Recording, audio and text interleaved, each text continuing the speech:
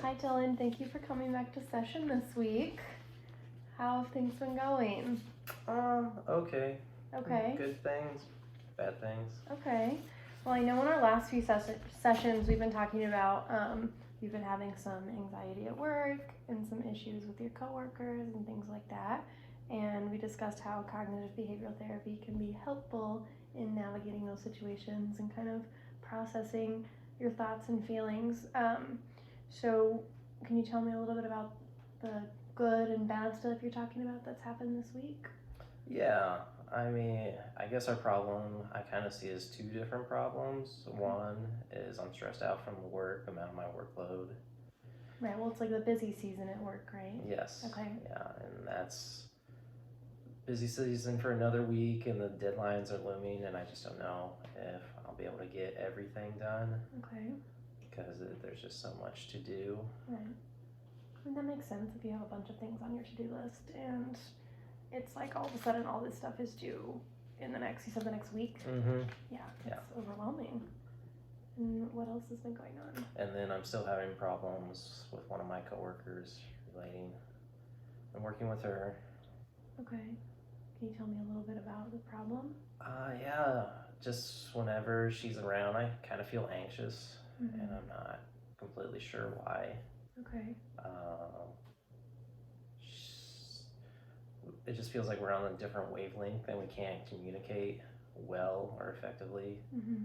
And I've heard from supervisors that she thinks I don't like her, which is not true. Okay. And I don't like her disliking me. She's like a cycle of like. Yeah, at the same time, I'm not on good enough terms to talk to her directly about it and like confront the issue, so not really sure what to do. Yeah. So when you say it causes you some anxiety, what is there like a specific situation that happened or? Yeah, I'll be in my cubicle working, mm-hmm. and she'll like we're supposed to work together. Like she's supposed to bring me work tasks and requests to work on, and she'll just come in and like I'll be focused on something, and she'll just start telling me what to do, mm-hmm. and like it takes me a second to shift gears. Yeah. And there's like no segue, and I think she stands too close to me. Like she's in my personal bubble, like it's right here, and I'm just automatically just kind of back away on the defensive. Right. Yeah. So is she a supervisor of yours, or is she just a coworker? She's a coworker. She's been there maybe a year, but this is the first time I've really had to work with her extensively. Okay. How long have you been there?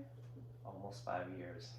Okay. So does it, like, do you ever get a little frustrated because you've been there longer than she has? And yeah, because she'll complain, and then I'll hear about the complaints through my supervisor. Like I'm pretty good terms with my supervisor. She tells me what's up. I'm just like, I've been here for 4.5 years and I've never had any other issues with anyone else. Yeah. It's just kind of like, how did this happen with this person if it hadn't happened with anyone else? I'm like, I'm not the problem, but maybe I am. I don't know. So when she comes around and you're feeling anxious, what kind of thoughts are going through your head? I try to avoid her. Okay. Our conversations are jilted, and then I have to like deliver papers to her, and I kind of wonder if like I can get those to her desk when she's not going to be there. Yeah, to avoid her. Avoid that confrontation. That makes sense. You don't want to be around someone that makes you feel anxious, especially when you have deadlines and a bunch of other things to do. Yeah. Do you feel like it's possible to mend this relationship with your coworker? I think so. You think so? But I don't know how. Yeah. I don't know why. Makes sense. Do you feel like you pass any judgment on yourself? Like, do you go through your head and think like, what could I have possibly done to make her think that? I overthink things. Yeah. Any, trying to think of some other questions for you. One tool that we use in cognitive behavioral therapy is called a dysfunctional thought record. So basically, with this thought record, we will identify a situation Yeah. that makes you feel anxious, which we kind of already talked about. And then we'll identify what the automatic thought is that comes up with that situation. And then we'll kind of process and see if we could come up with a more helpful thought. Okay? Does that sound like something that you would be open to doing? Yeah. Yeah? Yes. Okay. So let's see. Do you want like an example of this or Yeah, quickly. quickly? Okay. So for example, like, is it okay if I disclose some personal information? Sure. Okay. So for me, like when I got accepted to my graduate program, I felt like so anxious and I was so nervous, and because of that, I like had this automatic thought of like, I don't belong here, or like I'm not smart enough to get in this program, you know? Imposter syndrome. Exactly. And then as a result of that thought, the emotion I was feeling was like defeated, or I was feeling anxious, or I was feeling like I didn't belong, or like not good enough, things like that. And based on those emotions, we want to evaluate how strong or how intense those emotions were. And for me, it was probably like a 10. Like it was really stressful to get into this program and have these thoughts of like, I'm not good enough. And then because I'm familiar with the dysfunctional thought record, I went through and tried to identify like what cognitive distortions I was actually making. So those are like unhelpful thoughts, basically. We have like a list of, somewhere in my stack, of these unhelpful thinking styles. And so for me, I was thinking, let's see, maybe disqualifying the positive. So like one of my automatic thoughts was like, they let me in on accident, instead of like, you know, acknowledging the positive of no, they let me in. Or maybe jumping to conclusions, like I was predicting that I would fail because I didn't belong in this program. And so once you identify the cognitive distortions, then you try to think, okay, how can I reframe this thought or come up with a different explanation, like an alternative explanation. Okay. So in this case, I thought maybe I'm feeling anxious because this is something new and this is something that's important to me, instead of I'm feeling anxious because I don't belong. Make sense? Yeah. And so then at the end, once I have reframed the thought into this is why I'm feeling anxious, then I can kind of process that emotion and then turn it into, well, now I'm feeling like empowered because I have this new thing. So it can just be helpful in like reframing our dysfunctional thoughts. Kind of explaining. Yeah. Giving an explanation of recognizing what's going on and how we can maybe stop those like unhelpful thinking patterns and reframe our thoughts, and maybe as a result feel a little bit less anxious and a little less fearful. Okay. So I'm actually gonna have you do the writing on this one. Is that okay? Sure. All right. So what actual event or stream of thoughts or daydreams or recollection led to the unpleasant emotion? So for this one, we can maybe focus on your coworker like approaching your desk. Could we do my workload first? Yeah, let's do that. I feel like that would be more straightforward and kind of easier. Okay. So write down on here having what actual event? Let's see. Just like bullet points, or yeah, sure. Like a long to-do list.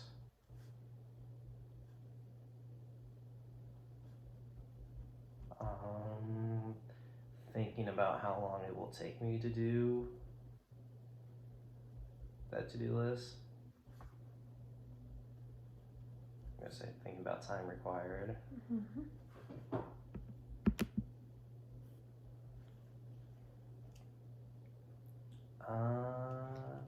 what distressing or like physical symptoms did you have in response to these events? Like, did you? I think like anxiety can manifest in a lot of different ways. So Like adrenaline. okay, you can write that down. And Write it. So we're still in the first box here. Alright. So this is less about identifying the And actual, worry. less about identifying the actual emotion and more about trying to identify like the sensations that you are feeling. Okay. So like sometimes anxiety can present itself in like your hands can get kind of sweaty, or you can get sweaty, or your heart beating fast, or like kind of feeling Yeah. frozen, things like that. Yes. Okay. Like inability to focus, Okay. Maybe feeling distracted. or yeah, or couldn't get rid of the thought. Ruminating. Ruminating. $10 word. Any other sensations? I don't know what more to say than just stress. Yeah, that's okay. And worry. That's enough. So, I don't know why I took this from you. It's yours. So sometimes I think it's helpful if we do box 1 and then do box 3 and then go back to box 2. Okay. Okay. So, what emotions did you feel? And I know this is very similar to box 1, but this is where we could put like the anxiety or Yeah, fear. worry, anxiety. I feel like there won't be enough time. Okay. Like short on time. Like to finish all of your work and complete. Right. Okay. Even though there's a week, I just feel like Yeah. that's not enough. Right. So going back to box 2, what like thoughts or images go through your mind? So maybe this one we could also put the feeling short on time. So like I won't rephrase it in like I'm not going to have enough time to finish all of my work. Yeah. Does that feel true? Yeah. Okay. What thoughts? I pictured like late nights. Okay. And like being sleep deprived. This is just like me predicting what would happen, and then if I'm sleep deprived, I am not a very good worker, Mm-hmm. and then it would take even longer.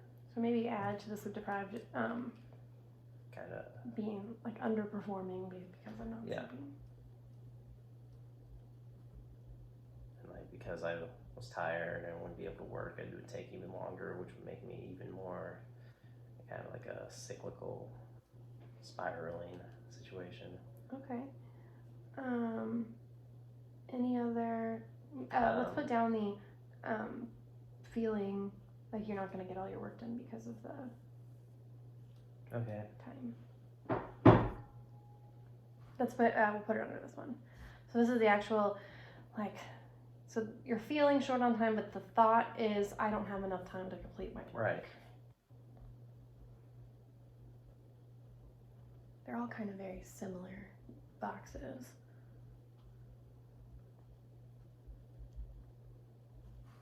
Okay, so when looking at these, let's focus on, let's see, the feeling like you're going to underperform based on Yeah. not getting enough sleep. Okay. How, scale of 1 to 10, how much do you believe this to be true? That when you're tired, you underperform? Oh, I know it's true, but No. Okay. So. but like it's manageable, if that makes sense. So it's Okay. 1 to 10 scale. 10 being this is absolutely true. 1 being this is not true at all. Being that it's true, or it's how I feel. How you feel? How I feel. Yes. Maybe like a 6. Okay, put that down. Just the number next to, right there. What made you choose a 6 instead of another number, like a 8 or 9? Because I know that I'm worried, but I kind of understand it's unrealistic to worry, and like it will work out, and like I'm capable. Okay. I won't complete it. I might be a side note, but I was working on, or I had like a weird fantasy in the middle of this where I picture like someone getting mad about my workload and then like getting me fired. Okay. So maybe we could put under the automatic thoughts, one of them being like angering your supervisor? No. Or just who are you making angry? Politicians. Okay. So angering The client, I guess. Yeah, that's a good.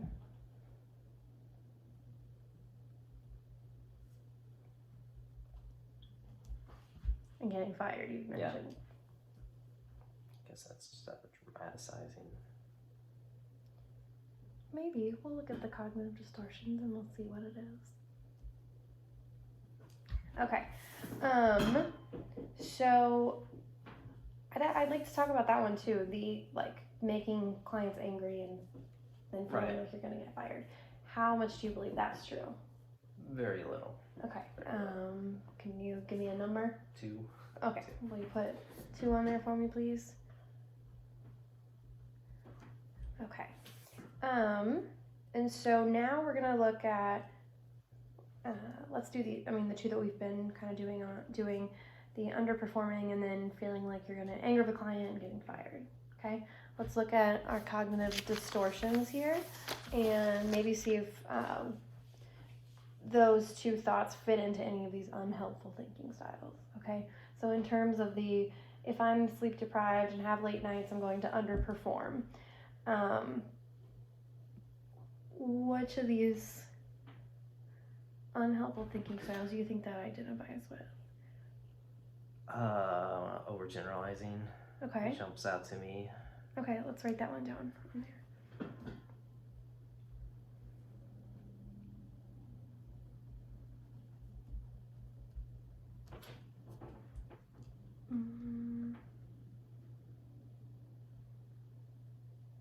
Maybe the all or nothing thinking. Okay. Tell me a little bit more about that.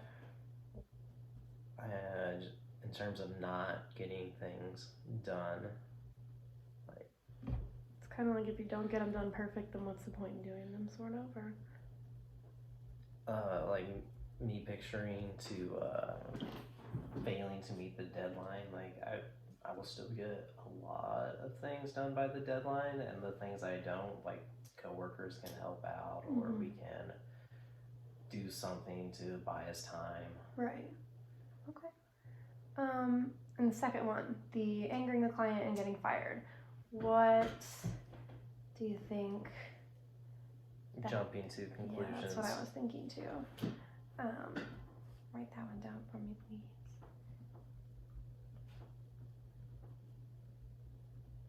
Because that's very unlikely. But I guess I'm just assuming steps that would have to happen to get there. Sort of jumping from literally jumping to conclusions. Maybe, I don't know how you feel about this one, but disqualifying the positive. Like if you have done really well historically and suddenly don't know if that one really fits for you or not.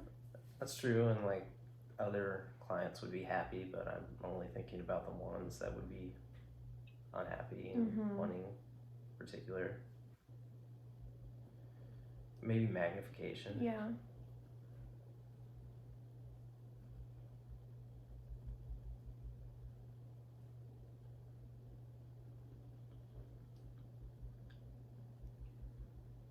Okay, so the next, kind of finishing this box and going on to this one,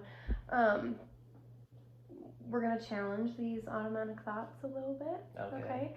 So, what evidence do you have that when you are sleep deprived and have had a late night that you underperform?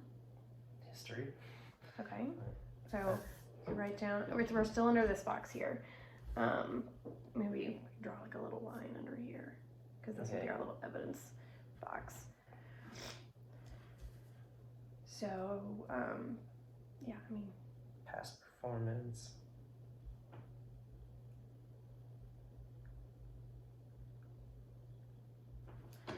is there any evidence that even though you're tired, you still manage to get your work done and perform and do well? Yes. Okay. So in this case, we're looking at what's evidence against this thought. So I think one thing to think about here is like who determines what underperforming is? Is it you? Is it Yeah. okay? So like evidence against your underperforming could be you still complete your tasks that are needed. Okay, so we're gonna put that down too. And then it'll give you a lot of space to write in.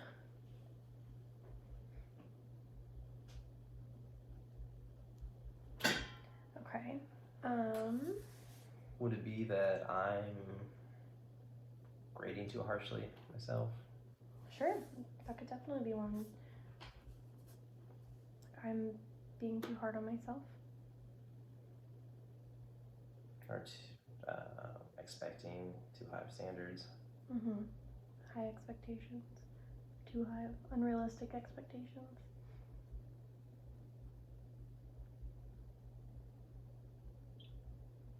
Okay. And then in terms of these, how, especially the having high expectations, how much do you believe that thought? So, like, 1, this isn't true. 10, I have way too high of expectations for myself. I'd say like a 5 or a 6. Okay. Just right in the middle. Put that number down there. And how come you chose a 5 or a 6 instead of a different number? I don't feel that they're too high, and maybe they objectionably are, but I feel like you need to have high standards. Okay. So in order to do well. I don't think having high standards is too problematic. Okay. Except for when I'm in this anxious, Right. stress-inducing situation. Makes sense. I guess in that situation, the number might be higher. Okay. Let's look at the last thought here. Angering a client and getting fired. So, is there any evidence that you've ever made a client angry and that you would be fired? Okay, is there any evidence that you would get fired? No. No? No. Can you tell me a little bit of evidence against that you would get fired? Coworkers really like me, bosses really like me. I've heard praise from people higher up in the organization. Yeah. You've also been there for almost 5 years. Yes. So you clearly are doing something right while you're there. So how much do you believe those thoughts of like coworkers like me, I've been there a long time, very strongly. Good. Okay. So now that we've kind of gone through and sort of processed these thoughts, these automatic thoughts, are you feeling any less anxious when you think that it could possibly be a different response or a different reason for the thought? Yes. Yeah? Okay. How intense is the anxiety now? It is definitely lessened. Okay. So what, can you give me a number between 1 and 10? 10 being I'm freaking out. 1 is maybe a fine. 2. A 2? Okay. Cool. Could 2 you or 3.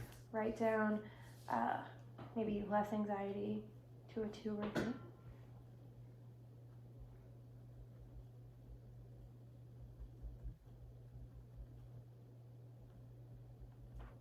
And what made you give it a 2 or 3? I just